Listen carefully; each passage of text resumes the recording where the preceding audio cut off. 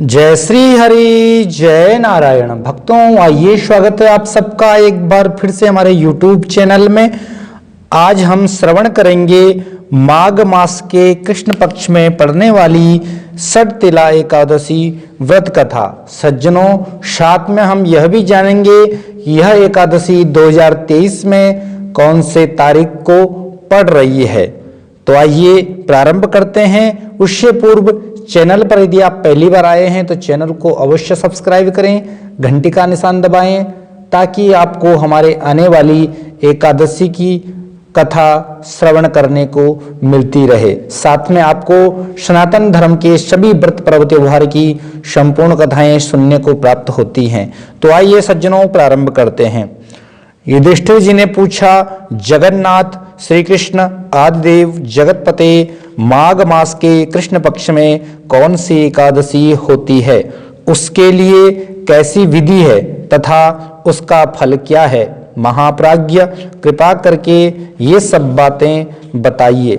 श्री भगवान बोले, नृपश्रेष्ठ सुनो, माघ मास के कृष्ण पक्ष की जो एकादशी है वह षटतिला के नाम से विख्यात है, जो सब पापों का नाश करने वाली है।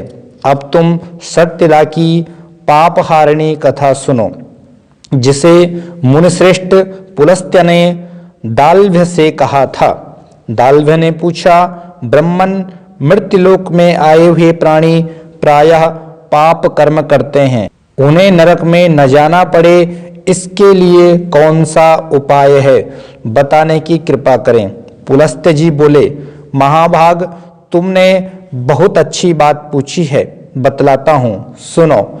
माघ मास आने पर मनुष्य को चाहिए कि वह नहा धोकर पवित्र हो, इंद्रियों को संयम में रखते हुए काम, क्रोध, अहंकार, लोभ और चुगली आदि बुराइयों को त्याग दे।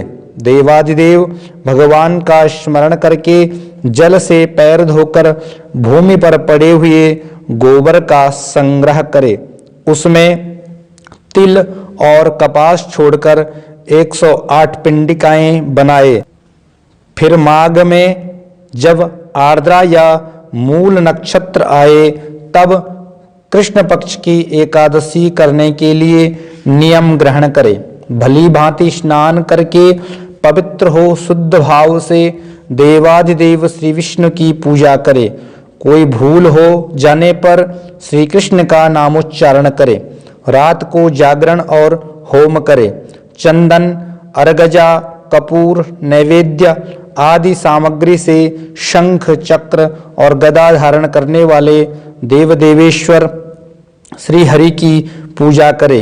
तत्पश्चात भगवान का स्मरण करके बारंबार श्री कृष्ण नाम का उच्चारण करते हुए कुमड़े, नारियल अथवा बिजौरे के फल से भगवान को विधि पूर्वक पूज कर अर्घ्य दे।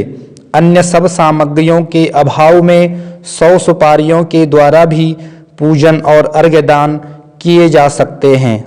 अर्घ्य का मंत्र इस प्रकार है, कृष्ण कृष्ण कृपालुस्त्व मगतीनां गतिर्भव संसारार्णवमग्नानां प्रसीद पुरुषोत्तम। नमस्ते पुंडरीकाक्ष नमस्ते विश्वभावन सुब्रह्मण्य नमस्तेस्तु महापुरुष पूर्वज। गृहाणार्घ्यं मया दत्तं लक्ष्म्या सह जगतपते। सच्चिदानंद स्वरूप श्री कृष्ण, आप बड़े दयालु हैं।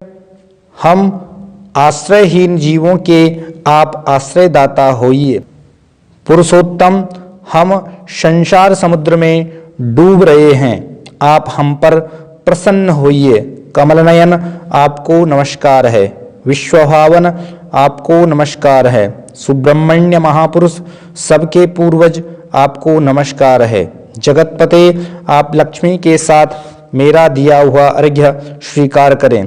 तत्पश्चात ब्राह्मण की पूजा करें, उसे जल का घड़ा दान करें, साथ ही छाता, जूता और वस्त्र भी दे। दान करते समय ऐसा कहे, इस दान के द्वारा भगवान श्री कृष्ण मुझ पर प्रसन्न हो। अपनी शक्ति के अनुसार श्रेष्ठ ब्राह्मण को काली गौ दान करे। द्विज श्रेष्ठ विद्वान पुरुष को चाहिए कि वह तिल से भरा हुआ पात्र भी दान करे।